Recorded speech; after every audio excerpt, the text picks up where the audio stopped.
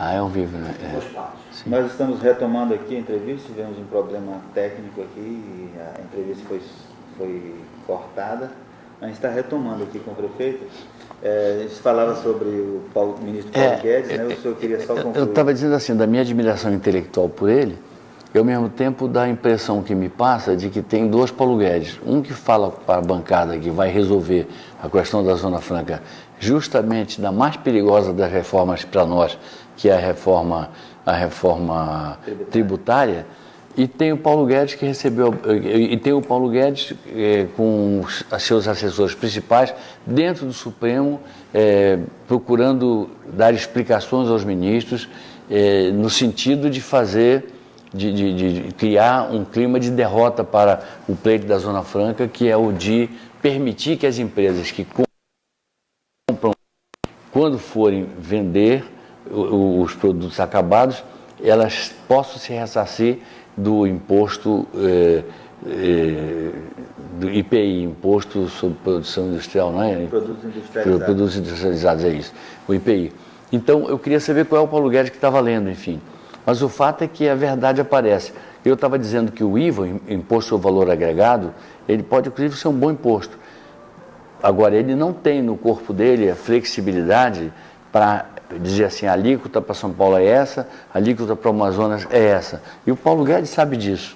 Eu não estou dando nenhuma novidade para ele sabe disso. Ele sabe que solução pelo IVA é muito difícil. Qual é a outra solução que pode? Ele fala assim, tem várias hipóteses vocês lá. Nós temos o minério, sim, mas nós podemos explorar o minério? Nós temos licença ambiental para explorar minérios aqui?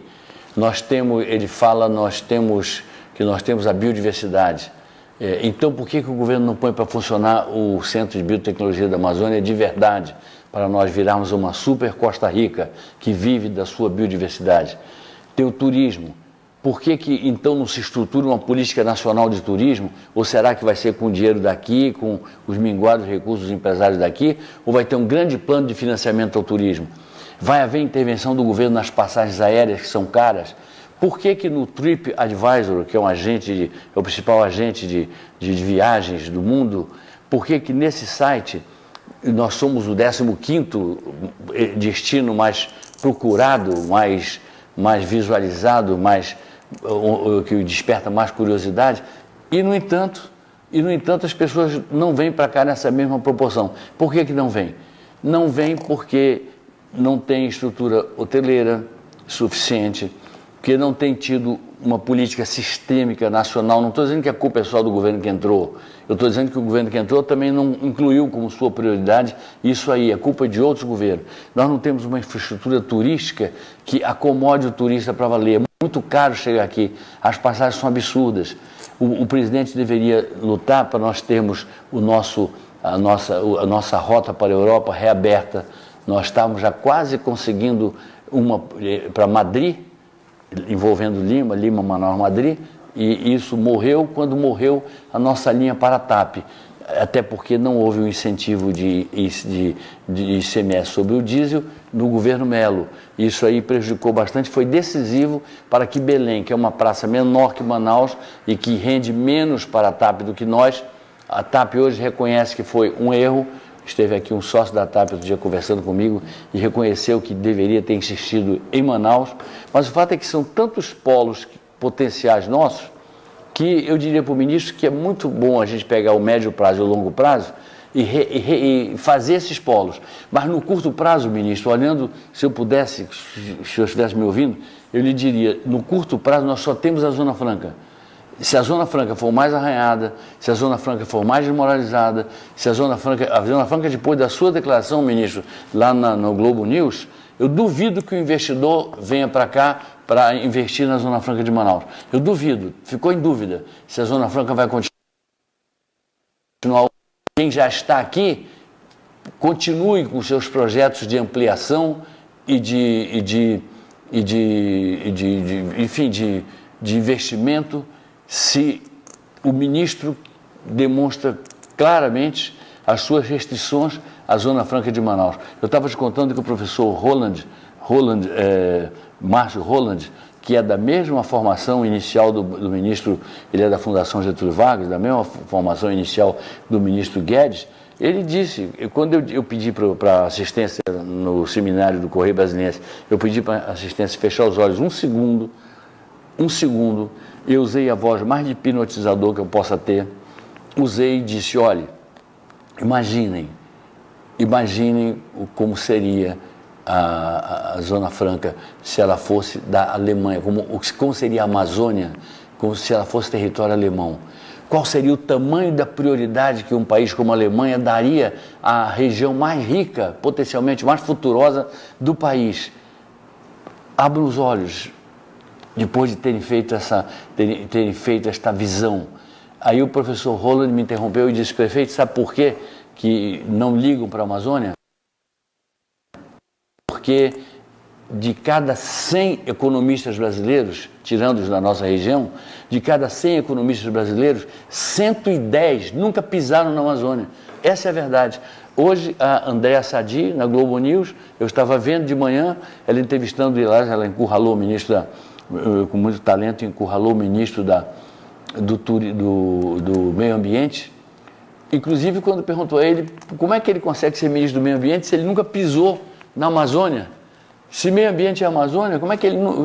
Aí ele falou que ele não precisava pisar, não era tão importante. Ele tem assessores que informam ele. Olha, que resposta mais tola, que resposta mais... Se eu fosse o presidente, esse rapaz estava demitido na hora. Eu digo, pegue suas contas, pegue suas trouxinhas, saia do seu gabinete e abra mão de um ministério que não é seu. Sai desse corpo, porque esse corpo, esse ministério não pertence a esse corpo, enfim. Então, um ministro do Meio Ambiente está quase 4 meses, ou 4 meses, sei lá, no governo e não fez uma viagem à Amazônia para conhecer de perto a região que ele tem por obrigação defender. Então ele fica ouvindo o que dizem os seus assessores, e se for um assessor que puxa para um lado e outro que puxa para o outro, como é que fica essa situação? Quer dizer, há um descaso do Brasil que é provinciano, que é tolo, que é pouco inteligente, que é burro, um descaso brasileiro de vários governos em relação à Amazônia. Não percebem que o futuro está aqui. Era preciso que alguém sacudisse a cabeça do nosso presidente e falasse, presidente, acorde, passe por cima dos seus ministros todinhos e priorize a Amazônia.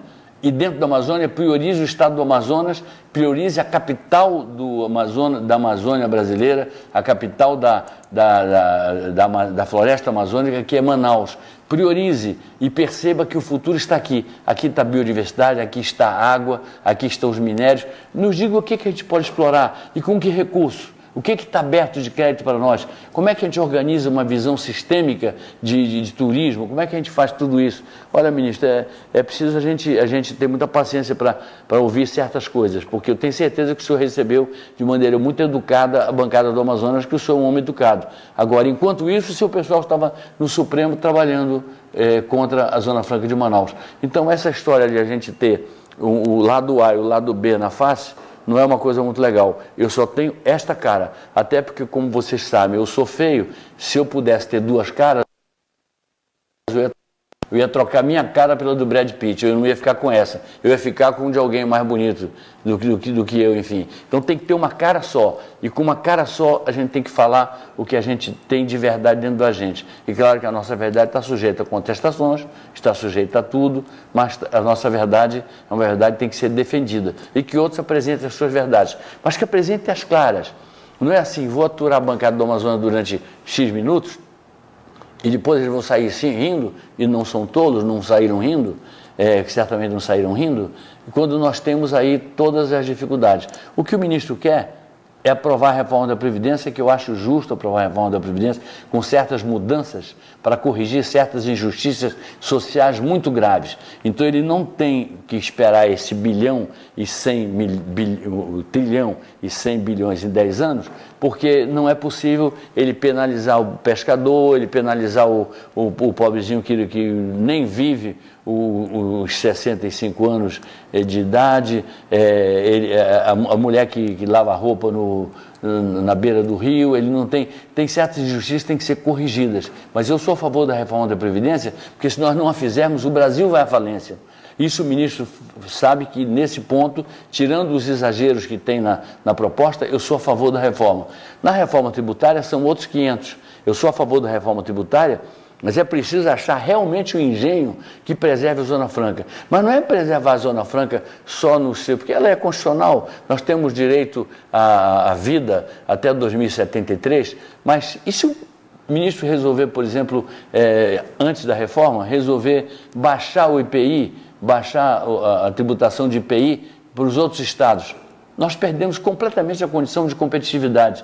Então, o que eu estou denunciando aqui? É que tem um plano muito claro para acabar com a Zona Franca de Manaus. Tem um plano claro.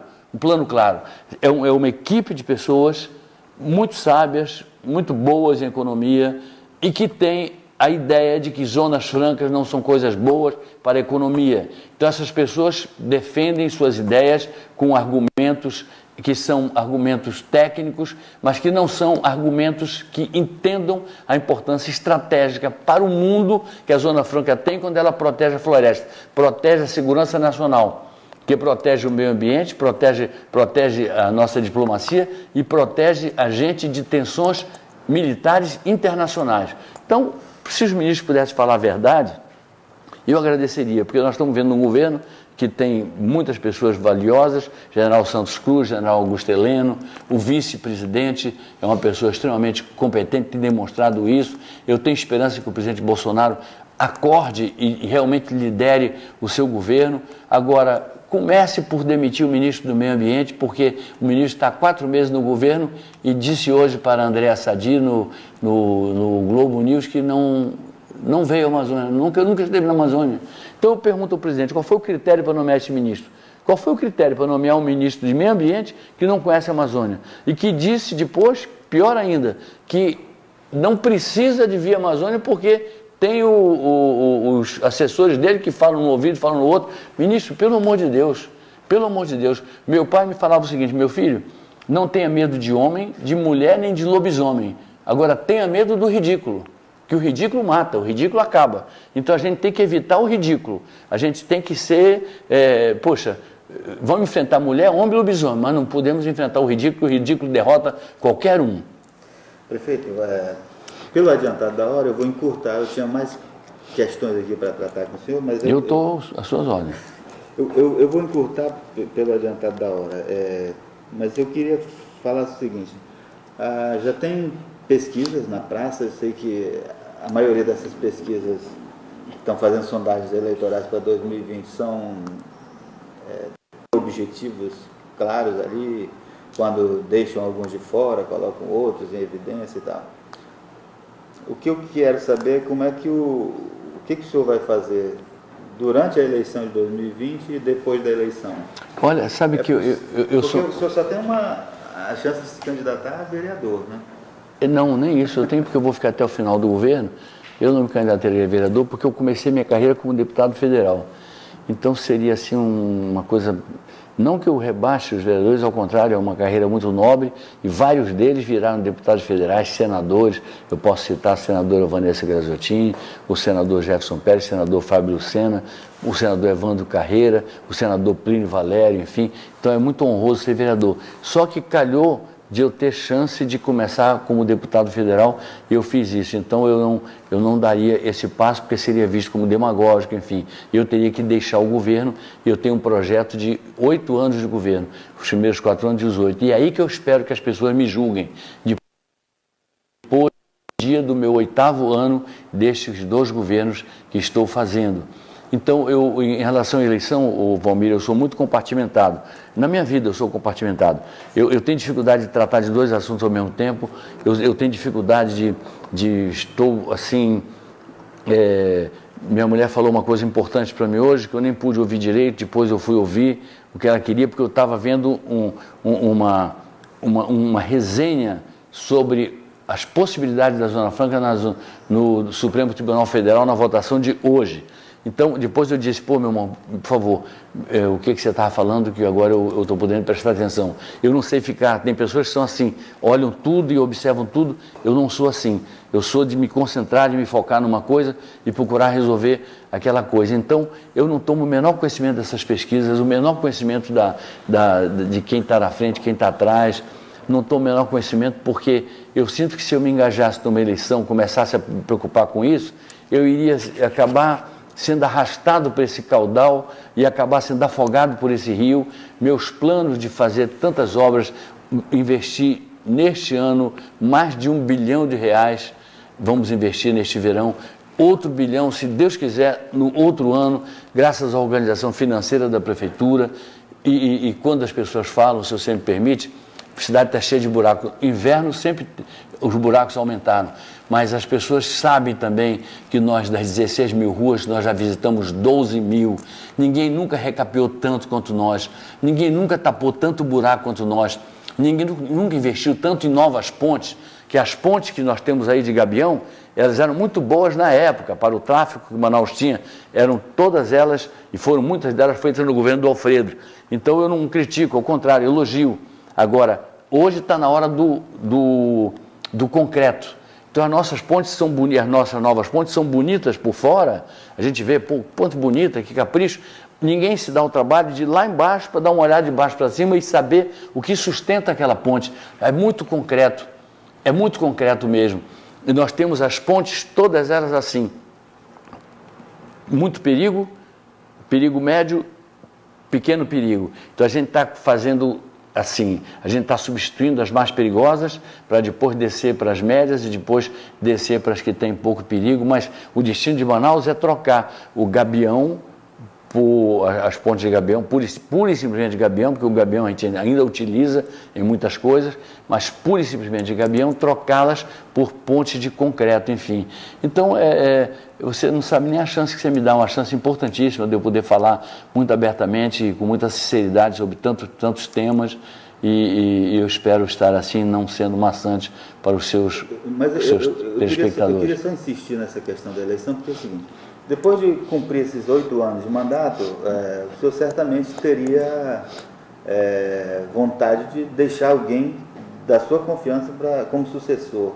O senhor não pensa nisso? Quem suceder? Porque hoje a gente olha e não enxerga nenhum candidato assim que... na hora própria, tem carro assim que arranca na frente, né? E eu já nem digo, eu respeito muito o patrimônio eleitoral do deputado Davi Almeida, ele constitui um patrimônio eleitoral, não é fogo de palha, e tem pessoas outras que, sei lá, precisam, não vou ficar citando nomes aqui, mas que tem que saber crescer ou saber se manter, enfim, brigar para ir para o segundo turno. Eu não posso pensar nisso agora, porque se eu faço o programa de governo meu por inteiro, é uma coisa. Tem uma hora que a gente é obrigado a pensar em eleição como todo cidadão, mas eu não posso pensar em eleição neste momento, porque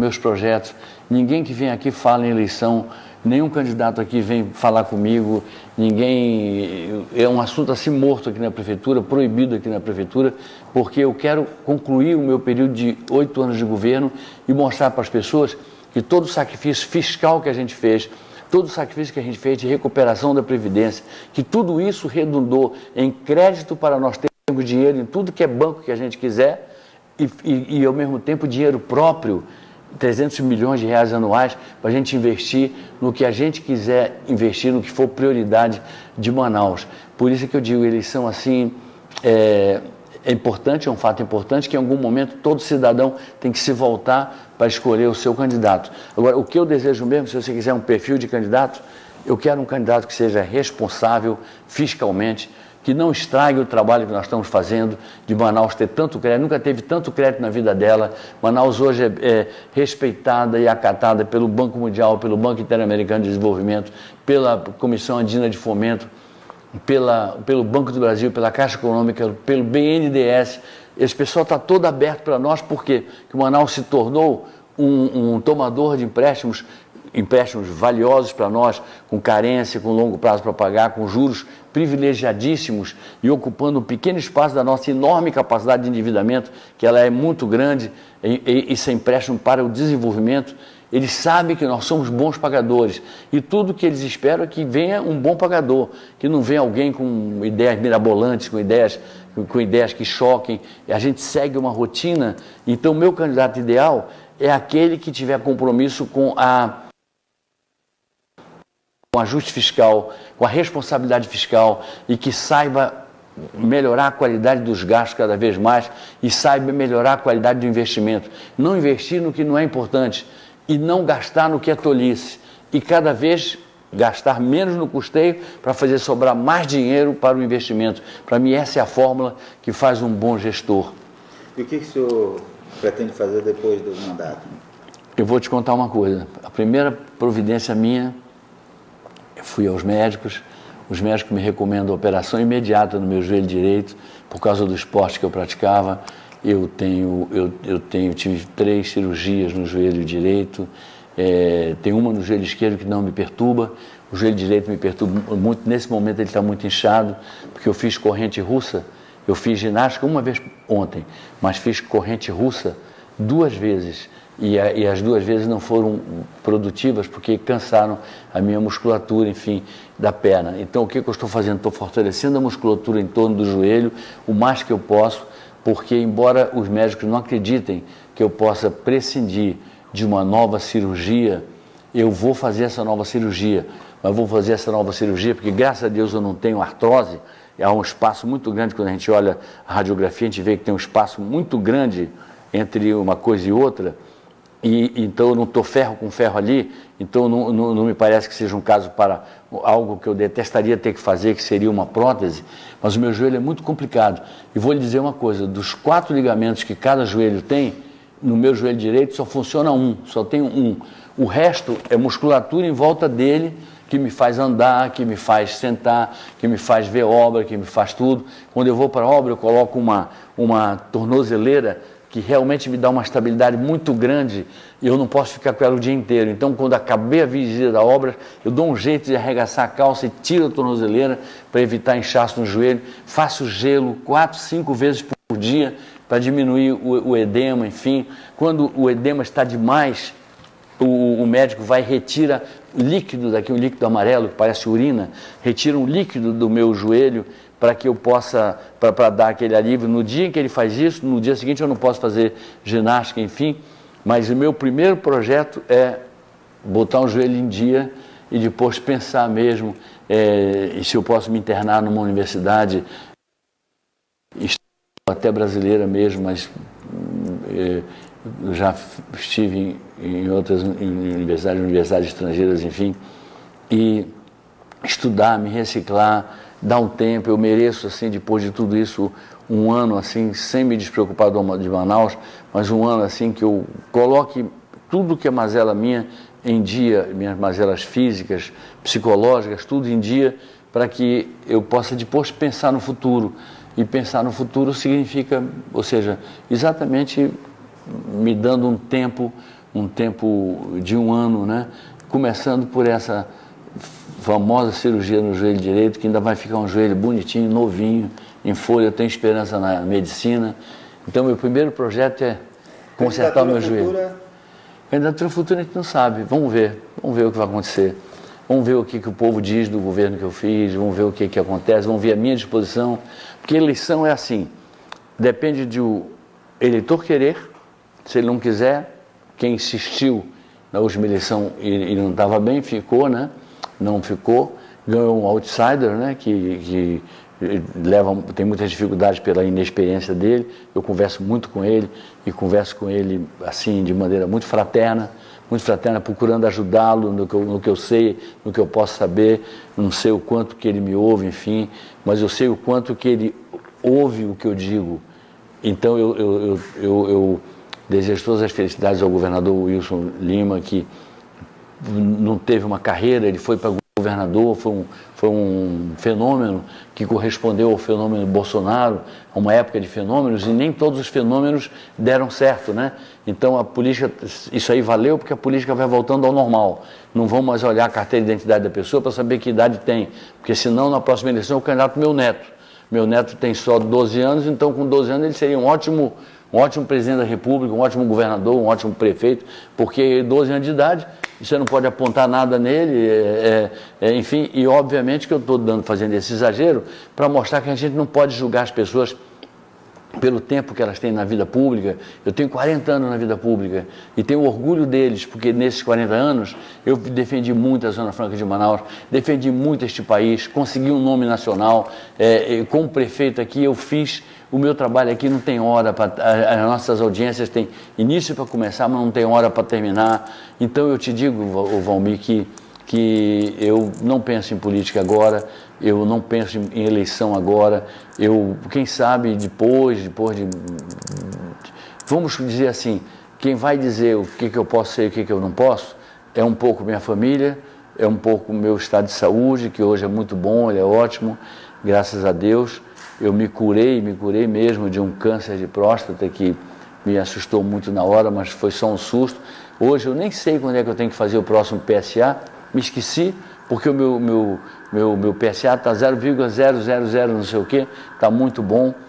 Eu não estou prevendo outras doenças porque eu me cuido, eu faço ginástica, seria uma coisa imprevisível, enfim, mas estou sujeito a isso, com a idade que a gente tem, você pode ter um acidente qualquer, eu estou pronto para isso. O dia que chegar e estamos resolvidos, eu não tenho o menor medo da morte, mas tenho muito apreço pela vida, muito amor pela vida e tenho muito amor pela minha terra. Então eu sinto que este não é o último serviço que eu prestei que eu terei prestado ao fim de 8 anos para Manaus e para o Amazonas e para o Brasil, porque o Manaus hoje é exemplo para o Brasil em matéria de saúde fiscal, em matéria de saúde previdenciária, que são bases para você arranjar dinheiro para trabalhar. Eu já vi prefeitos, na Feira Nacional de Prefeitos, que eu frequento às vezes, eu já vi um prefeito falar que tinha vontade de se matar. Eu digo, meu Deus, meu Deus, vai se matar na minha frente aqui, é uma coisa dramática, 2 vezes. Eu nunca vi um suicídio, espero não ver, e eu,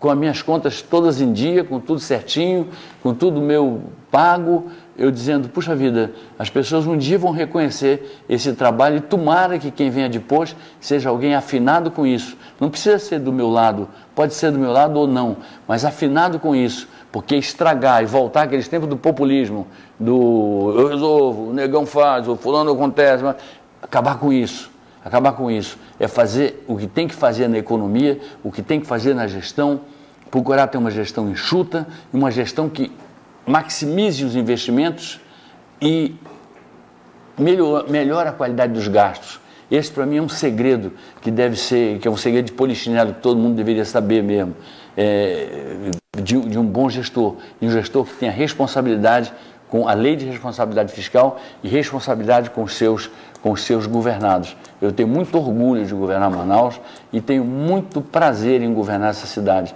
Embora seja cansativo ser prefeito, muito cansativo você ser um prefeito atuante, é muito cansativo, são dias, são noites, são madrugadas, isso tudo cansa demais. E agora que vocês sabem do segredo do joelho, principalmente sabendo que quando eu chego em casa tem que colocar logo gelo, a primeira providência, antes de dormir ou dormir com gelo.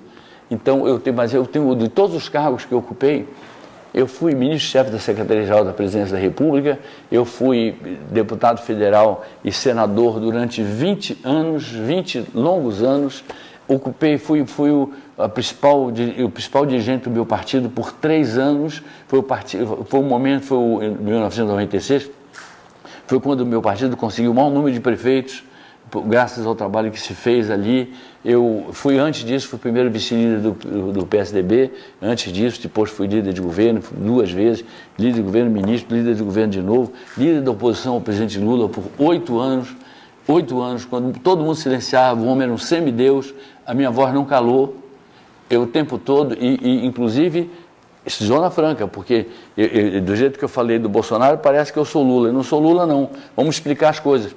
Eu tenho fama de ter sido um bom defensor da Zona Franca. O pessoal diz, poxa, ele pode ter todos os defeitos, mas ele foi um grande defensor da Zona Franca. Poxa, se eu fui opositor ao Lula durante 8 anos e eu fui um grande defensor da Zona Franca, é porque tinha alguém atacando. E quem era esse alguém que atacava? Não vinha do governo dele? Não eram pressões às quais o governo dele não resistia? Então, ou eu não sou um grande defensor, ou ele não foi tão bonzinho assim com a Zona Franca, porque a prorrogação que ele concedeu, tinha uma PEC minha que eles não apoiaram, que prorrogava por 50 anos. A presidente Dilma prorrogou e o tempo todo eu avisei, não basta prorrogar, é preciso mais isso, para essa prorrogação adiantar, para essa prorrogação valer. Senão, é um ótimo plano para a eleição. E para a eleição dela foi muito boa em Manaus, ela teve 70% dos votos. Mas para a Zona Franca nós vimos que as complicações continuaram, os perigos e os ataques não param e desta vez mais graves do que nunca. Eu atravessei vários governos e desta vez eu posso lhe dizer que são os ataques mais contundentes e mais perigosos para a existência do polo industrial de Manaus. É uma advertência que eu faço aos seus ouvintes e telespectadores, porque é o sentimento que eu tenho. É para valer dessa vez. Dessa vez é uma luta definitiva. É tipo uma final de Copa do Mundo. Querem acabar a Zona Franca e a Zona Franca não pode acabar. Então nós vamos resistir tudo que nós pudermos e mais do que nós não pudermos para fazer vigorar o nosso ponto de vista. Isso vai exigir uma fina articulação política da nossa bancada, vai exigir uma enorme capacidade de pressão da nossa bancada, vai exigir que todos nós, governador, prefeito, nos mobilizemos e façamos a nossa parte. Eu não paro de fazer essa advertência, porque eu volto a dizer, é o momento mais grave, porque já passou a Zona Franca de Manaus. Ok, a gente agradece, prefeito, por ter nos recebido aqui no seu gabinete. Até que conversei com o senhor que para mim seria melhor que o senhor ter ido lá. Poxa, para mim também, a minha intenção era ir no teu estúdio. Mas eu já estive lá durante uma eleição. Eu acho que houve um ruído. Mal-entendido, um ruído verdade. Mas a gente agradece. Mas então, se dá um ensejo, você me convidar para um próximo, sim, claro. E eu vou lá no seu estúdio. A gente agradece também a sua audiência e encerramos aqui a nossa live.